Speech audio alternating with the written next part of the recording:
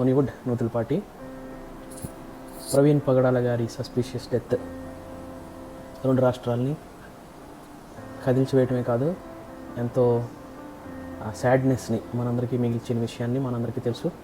ముఖ్యంగా Christian leaders కొంచెం ఆందోళన చెందటం, ప్రభుత్వాన్ని తొందరపెట్టే ప్రయత్నం చేస్తున్నారు అన్నెసెసరీగా. I think we have to give sufficient time for government to reveal the facts. ఈ ఇన్వెస్టిగేషన్ అనేది నాట్ ఎ స్మాల్ థింగ్. ఆయన హైదరాబాద్ నుంచి ప్రారంభమయ్యాడు. అడుగునా కూడా ఏ టోల్గేట్ ఎక్కడెక్కడ దాటారు, ఎంత స్పీడ్లో దాటారు, ఒక ప్లేస్ నుంచి ఒక ప్లేస్కి రావడానికి ఎంత సమయం పడుతుంది, ఇలాంటి చాలా చాలా అంశాలు క్షుణ్ణంగా పరిశీలించాల్సిన అవసరం ఉంది. మనం ఎవరికాళ్ళు తేల్చేసి యాక్సిడెంట్ అయితే యాక్సిడెంట్ అని చెప్పండి, ఎందుకు డిలే చేస్తున్నారు, ఇవన్నీ మనం కొంచెం పేషెంట్గా ఉండాలి. అన్నెసెసరీ టాక్స్ అని నేను అనుకుంటున్నాను అవన్నీ కూడా. అండ్ ఎవరికి వాళ్ళు తేల్చేయండి అని చెప్పడానికి ఎవరికి వాళ్ళు ఎందుకు చెప్పేస్తున్నారు?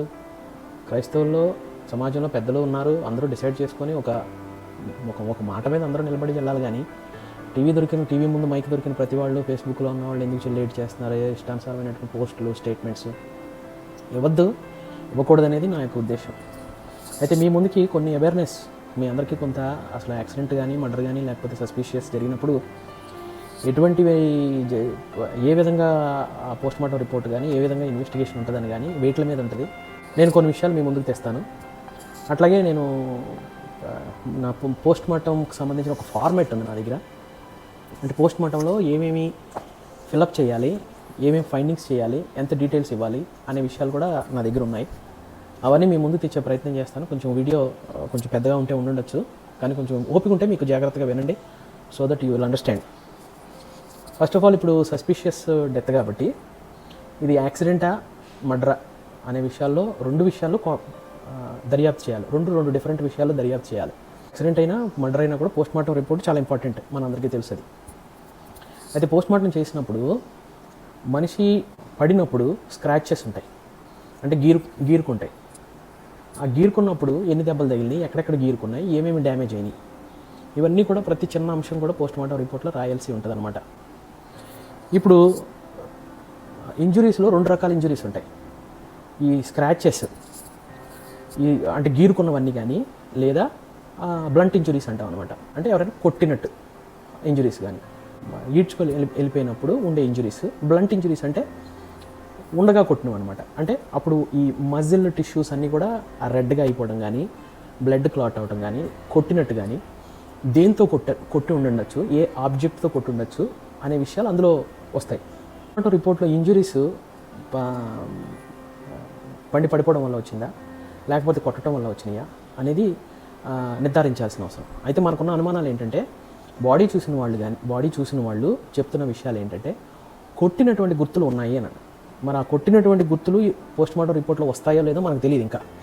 అయితే ఉన్నాయనేది మాత్రం బాడీని చూసిన వాళ్ళు చాలా స్పష్టంగా చెప్తున్నారు. పంచనామాలో కూడా అక్కడికి వెళ్ళిన వాళ్ళు కూడా అలాంటి కొన్ని గుర్తులు కనపడుతున్నాయి, కానీ వాటి గురించి డీటెయిల్స్ ఇవ్వాలని కూడా వాళ్ళు అన్నారు. అయితే ఇంజురీ వరకు ప్రతి ఇంజురీని కూడా మెజర్మెంట్తో సహా, సెంటీమీటర్స్తో సహా మెజర్ చేయాలి. అంటే ఎంత పెద్దది ఉంది, ఎంత డెప్త్ ఉంది, అంటే ఇంపాక్ట్ కొట్టినప్పుడు ఆ మజిల్ ఎంత లోతు వరకు అది డ్యామేజ్ అయింది, బోన్ వరకు వెళ్ళిందా, టిష్యూ వరకే టేర్ అయిందా, ఇదంతా మళ్ళీ ఇవన్నీ కూడా ఇన్వెస్టిగేషన్తో కోరిలేట్ చేసుకోవాలి. అంటే బండి ఏ స్పీడ్లో వెళ్ళి పడి ఉండొచ్చు అనేది కూడా ఆలోచన చేయాలి. 60 కిలోమీటర్ల స్పీడ్లో వెళ్తున్నప్పుడు పడిపోయాడా, 80 కిలోమీటర్ల స్పీడ్తో వెళ్తే పడిపోయే దెబ్బలు వేరు, 100 కిలోమీటర్ల స్పీడ్తో వెళ్తే పడిపోయినప్పుడు తగిలే దెబ్బలు, ఇంజరీస్ వేరేగా ఉంటాయి.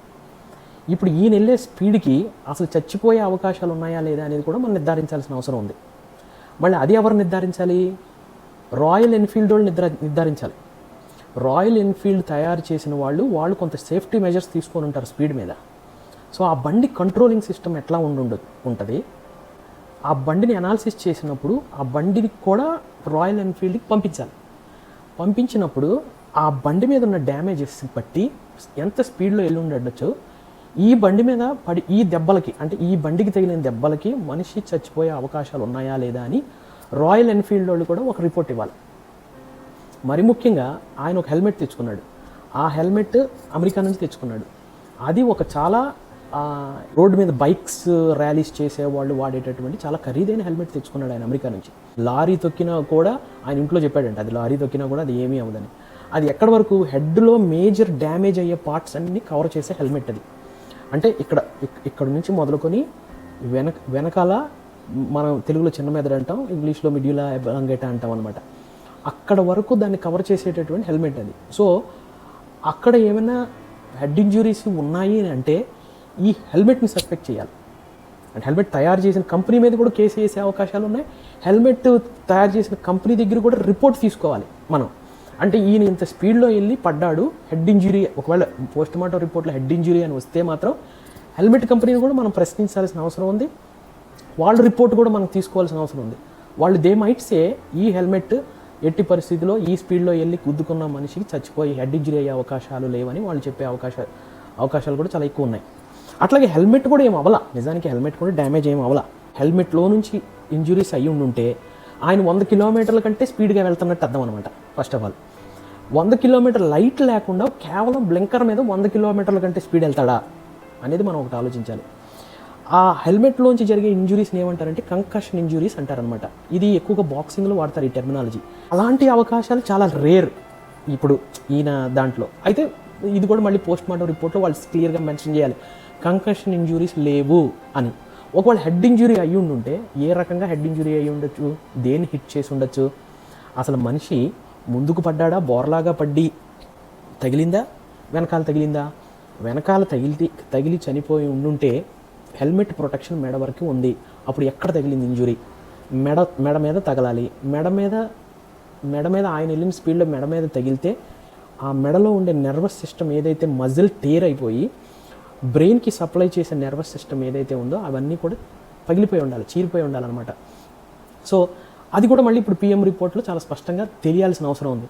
ఇది యాక్సిడెంట్ లాగా సింపుల్గా కనిపించింది ఈ ఇంజురీస్ అని వాళ్ళు ఏదో రిపోర్ట్ ఇచ్చేస్తే మనం ఊరుకునే పరిస్థితులు అయితే లేము. ఇవన్నీ స్పెసిఫిక్గా you have to convince people that if it is an accident you have to convince people scientifically. ఈ మెడికల్ సైన్స్ ప్రకారం మీరు పీపుల్ని కన్విన్స్ చేయాల్సినటువంటి అవసరం ఉంది. తర్వాత ఒకవేళ ఆయన అంత స్పీడ్లో వచ్చి పడిపోయి ఉండుంటే, సరే ముందుకే పడిపోయాడు అనుకుందాం, అప్పుడు ఇవన్నీ డ్యామేజ్ అవుతాయి, ఇవన్నీ కూడా కొట్టుకుపోయి ఉండాలి, లోపలంతా కూడా కొట్టుకుపోయి ఉండాలి. ఆయన అంటే రిబ్స్ ఏమైనా ఇరిగిపోయినాయా, ఒకవేళ లంగ్ కొలాప్స్ అయిందా, లేదా లివర్ రప్చర్ అయిందా, స్ప్లీన్ రప్చర్ అయిందా, కిడ్నీలు రప్చర్లు అయినాయా. అలాంటప్పుడు అగైన్ బేసిక్ పాయింట్ ఏంటంటే what is the speed that he was travelling. Internal organs అన్నీ కూడా రాజమండ్రి ల్యాబ్లో ఉండాలి. విజరా ఆర్గన్స్ అంటారనమాట దాన్ని ఈ పోస్ట్ మార్టం టెర్మినాలజీలో. ఈ లోపల ఉండేవి ఈ ఆర్గన్స్ అన్నీ కూడా ల్యాబ్ టెస్ట్ చేసి ఏమైనా డ్యామేజ్ అయినాయా అనేది తెలుసుకుంటారు. ఆ డ్యామేజ్ని బట్టి ఎంతవరకు చనిపోయే అవకాశాలు ఉన్నాయి. ఇప్పుడు మామూలుగా లివర్ ఉన్నదనుకోండి, చిన్నగా కట్ అయ్యి ఎంత లివర్ ఉన్నా కూడా మనం బ్రతకచ్చు. కిడ్నీ ఉందనుకోండి, ఒక కిడ్నీ డ్యామేజ్ అయితే ఇంకో దాంతో బతకచ్చు. ఇప్పుడు స్ప్లీన్ ఫుల్గా డ్యామేజ్ అయితే మనం ఏం చేయలేం. ఇంటర్నల్ బ్లీడింగ్ అంటే ఏమైనా ఇంటర్నల్ బ్లీడింగ్ ఉంటే కడుపులో రక్తం ఉంటుంది. ఆ ఇంటర్నల్ బ్లీడింగ్ అయ్యింది అని అనడానికి కడుపులో ఎంత రక్తం ఉంది అనేది పోస్ట్ మార్టం రిపోర్ట్లో చాలా క్లియర్గా మళ్ళీ మెన్షన్ చేయాల్సిన అవసరం ఉంది. వాళ్ళు హెడ్ ఇంజురీ అయితే బ్లాక్ ఎక్కడ అయింది, యూజువల్గా హెడ్ ఇంజురీకి ముక్కులో నుంచి ఈ చెవులో నుంచి రక్తం వచ్చే అవకాశాలు ఉన్నాయి. కొన్ని కేసెస్లో రాకపోవచ్చు, అలాంటప్పుడు క్లాట్ ఉండాలి. అలాంటప్పుడు ఏ క్లాట్ ఉంది, ఎంత క్లాట్ ఉంది, దాని మెజర్మెంట్ ఏంటి చాలా స్పష్టంగా ఇవ్వాల్సిన అవసరం ఉంది. తర్వాత ఒకవేళ మనం అనుకున్నట్టు ఈయన టీషర్ట్ మీద ఉండేటటువంటి ఫుట్ మార్క్ ఏదైతే ఉందో ఎవరో తొక్కినట్టుగా, అలా తొక్కి ఊపిరి ఆడకుండా చేసి ఉంటే కూడా దాని వివరాలు కూడా చాలా క్లియర్గా బయటపడతాయి. ఎందుకు పడి దెబ్బ తగిలితే నోట్లోకి రక్తం వెళ్ళదు, వెనక్కి పడి నోటి మీద రక్తం తగిలితే బ్లీడ్ లోపల బ్లీడ్ అయిన బ్లడ్ అంతా నోట్లో ఉండిపోద్ది. ఆ నోట్లో ఉండిపోయేది ఈ కంగారులో గ్యాస్పింగ్ అంటే ఆయాసం వచ్చేస్తుంది. ఈ ఆయాసం వచ్చినప్పుడు ఈ బ్లడ్ లంగ్స్లోకి వెళ్ళిపోద్ది అనమాట. ఆ గ్యాస్పింగ్లో యాస్పిరేషన్ అంటాం మనం, అది లంగ్స్లోకి వెళ్ళిపోతే ఇప్పుడు ఆ బ్లడ్ మింగేయటం వలన లేకపోతే లంగ్స్లోకి వెళ్ళిపోవడం వల్ల చనిపోతే మాత్రం ఆ బ్లడ్ లంగ్స్లో ఉంటుంది. అప్పుడు పిఎం రిపోర్ట్లో లంగ్స్లో బ్లడ్ ఫైండ్ అవుట్ అయ్యిందనే విషయం ఆ గ్యాస్పింగ్ ద్వారానో యాస్పిరేషన్ ద్వారానో చనిపోయినట్టు తెలియాలి. దానికి తెలియాలంటే మనిషి ముందుకు పడ్డాడా వెనక్కి పడ్డాడో తెలియాలి. మళ్ళీ ఆ విషయం ముందుకు పడితే బ్లడ్ లోపలికి వెళ్ళే అవకాశం లేదు, వెనక్కి పడితే. అప్పుడు వెనక్కి పడితే మూత ఎలా పగిలింది, బైక్ పడిందని మీద బైక్ పడిందని చెప్తున్నారు. అప్పుడు బైక్ మీద పడితే ఈ బైక్ మీద పడినప్పుడు ఏదైతే రాడ్ కానీ ఇంజిన్ కానీ ఈ మౌత్ మీద తగిలిందో దాని ఇంపాక్ట్ దగ్గరే బ్లడ్ ఉందా, వేరే పార్ట్ దగ్గర బ్లడ్ ఉందా అని మళ్ళీ కోరిలేట్ చేయాలన్నమాట. మౌత్ మీద తగిలింది రాడ్ వచ్చి, అప్పుడు రాడ్ దగ్గర ఉండాలి బ్లడ్, మరి ఇంజిన్ మీద కూడా బ్లడ్ ఎట్లా వెళ్ళింది? బ్లడ్ మనిషి ఇట్లా పడినప్పుడు మనిషి దాని మీద పడలేదు కదా, అప్పుడు బ్లడ్ ఇదంతా కూడా కారుతూ ఉంటుంది. అప్పుడు సీన్ ఆఫ్ అఫెన్స్లో బ్లడ్ లాస్ ఎంతో చూస్తారు మళ్ళీ. ఇప్పుడు బ్లడ్ లాస్తో ఈ దెబ్బ వల్ల మాత్రమే చనిపోయి ఉండుంటే, మూతి మీద తగిలిన దెబ్బ బ్లడ్ లాస్ అంటాం మనం. ఆ బ్లడ్ లాస్ టెర్మినాలజీని మెడికల్ టర్మ్స్లో ఏమంటారంటే హైపోవలమిక్ షాక్ అంటారు. That is due to loss of blood, అంటే ఎక్కువ బ్లీడింగ్ అయిపోవటం వల్ల, డీహైడ్రేట్ అయిపోయి చనిపోవటం వల్ల. అది కూడా తెలుస్తుంది ఎంత బ్లడ్ లాస్ అయిపోయింది అంటే, ఇప్పుడు లోపల ఉండే బ్లడ్ ఎంత ఉన్నది అనేది కూడా వాళ్ళకి తెలుస్తుంది. తర్వాత ఈ ఒకవేళ కొంతమంది ఆల్కహాల్ గురించి అంటున్నారు, అది బ్లడ్లో ఉంటుంది. అంటే ఆల్కహాల్ ఒకవేళ కన్జ్యూమ్ చేస్తే ఎన్ని గంటల క్రితం కన్జ్యూమ్ చేశాడు మనకి తెలుసు. కడుపులోకి వెళ్తుంది, కిడ్నీలోకి వెళ్తుంది, యూరిన్ వరకు వస్తుంది, మళ్ళీ యూరిన్లో కూడా ఉండాలి. బలవంతంగా తాగించారు అనుకోండి, అది లంగ్స్లోకి వెళ్తుంది. ఆయనకాయనే తాగితే కడుపులోకి వెళ్ళి కిడ్నీలోకి వెళ్తుంది. సో అది ఎంత కన్జ్యూమ్ చేసి ఉండొచ్చు, ఈ వివరాలన్నీ కూడా చాలా క్లియర్గా అనమాట. ఇప్పుడు మళ్ళీ కన్జ్యూమ్ చేసినప్పుడు ప్రాసెస్, ఒక తాగిన తర్వాత ప్రాసెస్ అంటే కిడ్నీలోకి వెళ్ళి యూరిన్ దగ్గరికి రావడానికి ఒక 45 to 1 hour పడుతుంది. సో ఒకవేళ ఆయన కన్జ్యూమ్ చేసి ఉంటుంటే ఒక 1 hour క్రితం కన్జ్యూమ్ చేయాలి. అప్పుడు అగైన్ 1 hour క్రితం ఎక్కడ ఉంటున్నాడు అనేది వేరే ఇన్వెస్టిగేషన్. మరి అంటే ఎక్కడ కొనుక్కొని ఉండుంటాడు అవి అనేది మళ్ళీ పోలీసులు నిర్ధారించాలి. అంటే పోస్ట్ మార్టం రిపోర్టు ఇన్వెస్టిగేషన్కి మ్యాచ్ అవ్వాలి. Even if it is an accident or suspicious ఎవరైనా సంబడి కిల్డ్ అన్నా కూడా రెండింటికి కూడా ప్రతిదీ పోస్ట్ మార్టం రిపోర్ట్తో మ్యాచ్ అవ్వాలి. వాళ్ళ స్పైనల్ ఇంజురీ అంటే ఒకవేళ పడటం వల్ల స్పైన్ ఏమైనా విరిగిపోయి ఉంటే దాని ఫైండింగ్స్ కూడా అందులో రాసి ఉండాలి. కానీ స్పైన్ విరిగిపోయిన మనిషి ప్యారలైజ్ అవుతాడు కానీ చచ్చిపోయే అవకాశాలు చాలా తక్కువ. అలాగే ఏమన్నా బోన్స్ బ్రేకేజ్ అంటే లాంగ్ బోన్స్ అంటాం, పెద్ద ఎస్పెషల్లీ ఈ లింబ్స్ నుంచి కింద వరకు భాగంలో లెగ్ పార్ట్లో ఈ పెద్ద బోన్స్ అంటాం అనమాట. ఈ లాంగ్ బోన్స్ ఎప్పుడైనా ఫ్రాక్చర్ అయినప్పుడు ఫ్యాట్ ఎంబాలిజం అని ఉంటుంది అనమాట. అంటే బోన్స్లో ఏదైతే ఫ్యాట్ ఉందో అది ఆర్టరీ బ్లడ్ వెసల్స్ని క్లోజ్ చేసి ఈ బ్లడ్ హార్ట్కి ఫ్లో అవ్వకుండా ఆగిపోవడం వల్ల చనిపోయే అవకాశాలు ఉంటాయి. కానీ అది కూడా 24 hours తర్వాత, అంటే ఇమీడియట్గానే అక్కడికక్కడ అయిపోయేటటువంటిది కాదు. అది హాస్పిటల్కి తీసుకెళ్లే వరకు టైం ఉంటుంది. ఈ లోపల ఫ్రాక్చర్లు వేస్తారు, దాన్ని ట్రీట్మెంట్ చేసే అవకాశాలు. ఒకవేళ నిర్లక్ష్యం చేస్తే చచ్చిపోయే అవకాశాలు మాత్రమే కానీ ఇమీడియట్గా స్పాట్లో చనిపోయేటటువంటి అవకాశం కాదు ఫ్యాట్ ఎంబాలిజం వల్ల. పెట్రోల్ అక్కడ ఏమన్నా బండి పడిపోవడం వల్ల పెట్రోల్ లీకేజ్ ఏమన్నా అయిందా?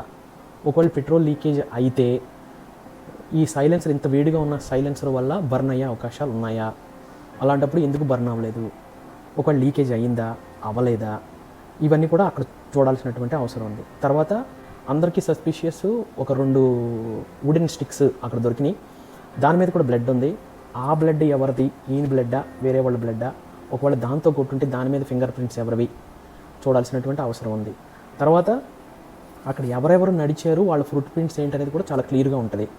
కానీ ఏమైందంటే పోలీసులు నాకున్న సమాచారం ప్రకారం ఆ సీన్ ఆఫ్ ఎఫెన్స్ ఎక్కడైతే జరిగిందో అక్కడ చాలామంది వచ్చి చూడటం వల్ల ఫుట్ ప్రింట్స్ గ్యాదరింగ్ చేయడానికి మాకు అవ్వలేదు.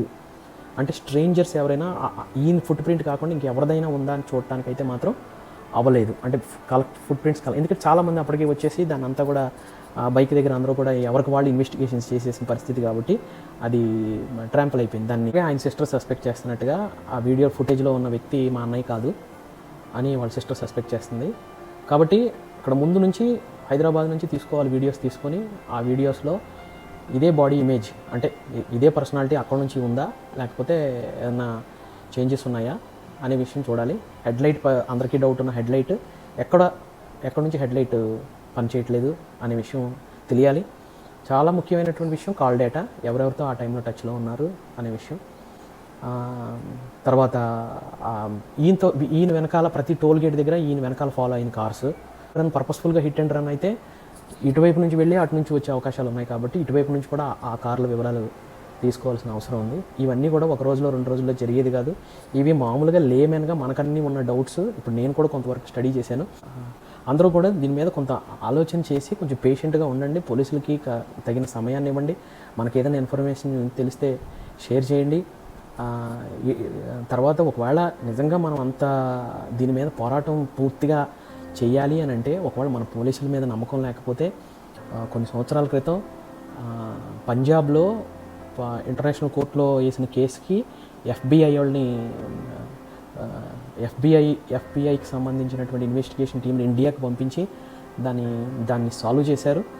ఇప్పుడు మనకున్న లీడర్స్ కానీ ప్రవీణ్ కుమార్ గారికి అమెరికాలో ఉన్న కనెక్షన్స్ని కానీ దృష్టిలో పెట్టుకొని అది కూడా పాసిబిలిటీ ఉంది మనకి. కాకపోతే అంతవరకు రాదని నేను అనుకుంటున్నాను. ఈ విషయం మనందరికీ కన్విన్సింగ్గా ప్రభుత్వం తెలియజేస్తుందని అనుకుంటున్నాను. అయితే మతపరమైనటువంటి కోణంలో ఏదైనా ఇది కాన్స్పిరసీ, ఒక కుట్ర జరిగి చంపి ఉంటే మాత్రం బయటికి రాదు, వచ్చే అవకాశం చాలా తక్కువ. ఎందుకంటే అలజడులు జరుగుతాయి కాబట్టి. అలాగని సింపుల్గా మతపరమైన గొడవలు జరుగుతాయి కాబట్టి సింపుల్గా ఇది యాక్సిడెంట్ అని తెలిచేస్తే కూడా కుదరదు. ఎందుకనంటే యాక్సిడెంట్లో ఎలా చనిపోయాడు, కాజ్ ఆఫ్ డెత్ క్లియర్గా ఉండాలి. క్రైస్తవ సమాజం ఆల్రెడీ దీన్ని ఒక సస్పీషియస్ డెత్గానే ఎవరో చంపినట్టుగానే చూస్తున్నారు.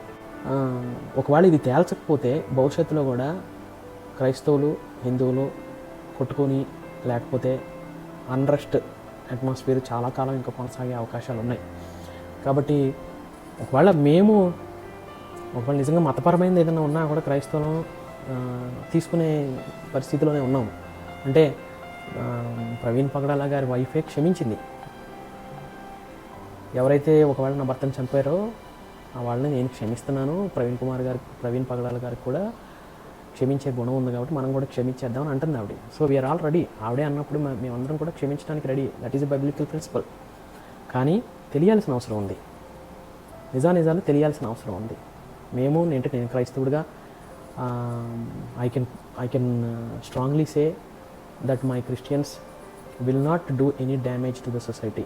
క్రైస్తవులు ఈ సమాజానికి మేము కన్నీటితో ప్రార్థన చేస్తున్న ఈ దేశం కోసము ఎటువంటి నష్టము కలిగించరు అనేటటువంటి నమ్మకంతో నేను చెప్తున్నాను. ఒకవేళ దీని వెనకాల ఏ కోణం ఉన్నా కూడా మీరు దయచేసి రివీల్ చేస్తారనేటటువంటి నమ్మకంతో ఇంకా మేము వెయిట్ చేస్తున్నాము.